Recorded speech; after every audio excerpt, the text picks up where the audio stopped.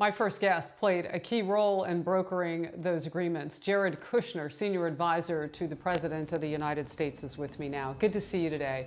Look, I have a lot I want to get to, but let's start with the Middle East and the coverage of that yesterday. What's your reaction to it? First of all, Harris, it's great to be with you, and I remember being with you at the embassy move in Jerusalem when all these same experts who are belittling this deal were saying that that would lead to war and chaos in the Middle East, and that President Trump keeping his promise and recognizing Israel's sovereign right to declare their own capital was something that was, for whatever reason, going to make the Middle East less safe. Well, the opposite's happened. So I think what you've seen over the last 3 years is that the people who, hate President Trump often irrationally have been wrong and continue to be wrong. They said that when President Trump was elected to office that we'd see World War III, but yesterday at the White House we signed 2 peace deals. And just to give context to your audience, the last peace deal that was signed in the Middle East was 26 years ago between Israel and Jordan, and in 72 years of Israel's history they'd signed only 2 peace deals, and then in the last month we've done 2 peace deals in addition to those 2. So again, when President Trump took office, the Middle East was a mess. The so-called experts in Washington had their own way of doing it, and quite frankly, their way led to a lot of instability and a lot of failure, which hurt America in the Middle East. And obviously, President Trump is creating peace and pushing the region in a much more positive direction.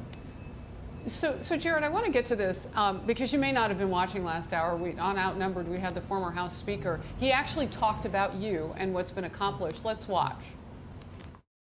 I give Jared Kushner a lot of credit.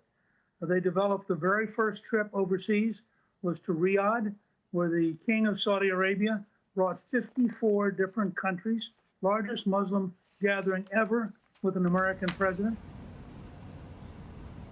I wanted you just to see a little bit of that. You mentioned the embassy opening and moving from Tel Aviv to Jerusalem being part of that, and Newt Gingrich did as well. Let me ask you this, because there is criticism about where will the Palestinians and how will they get a seat at the table. What's your take on outreach to them in the future?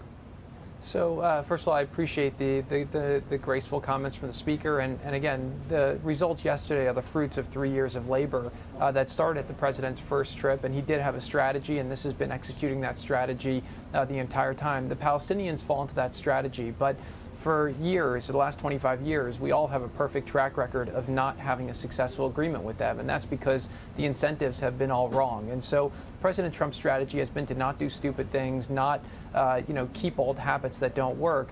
And what he's done is he actually is the first president to outline a realistic vision for what a peace agreement can look like between the Israelis and the Palestinians. And that was a 180-page proposal. It had an economic component where no matter what your religion is or nationality, people want to live a better life, have opportunity. That plan would create 1 million new Palestinian jobs, double their GDP, reduce their poverty rate by 50%. He also was able to get Israel to agree to negotiate on the basis of a map, something that had not happened in 25 years of negotiating, where there was a public map that Israel agreed to negotiate on the basis of. So what I would say is that we've moved the ball much closer to the hole. And what we've also done is we've eliminated the veto. And I'll just say one final thing, which is the reason why this conflict has gone unsolved for so long is because you have the conflation of 2 different issues. You have the Israeli-Arab conflict, which is about the mosque and old issues, and that's what these peace agreements did. It really is the beginning of the end of the Israeli-Arab conflict. And then you have the Israeli-Palestinian conflict, which at its core is really a territorial dispute between 2 people that's based on fighting 3 wars over the last 70 years.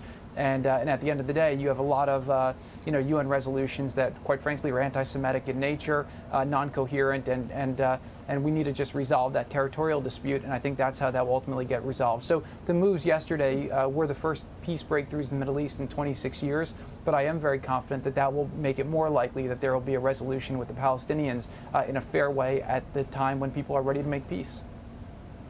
Boy, I tell you, it's great to get your take on some of the things that have not been talked about yet, particularly with regard to the Palestinians and how that will come. I mean, Hamas stands in the way and always has, but to know what could come down the pike for them is really interesting. Jared Kushner on the program for the first time today. Thank you very much. I appreciate your time, your expertise, and you being on Outnumbered Overtime. Thank you, Harris. It's an honor to be with you.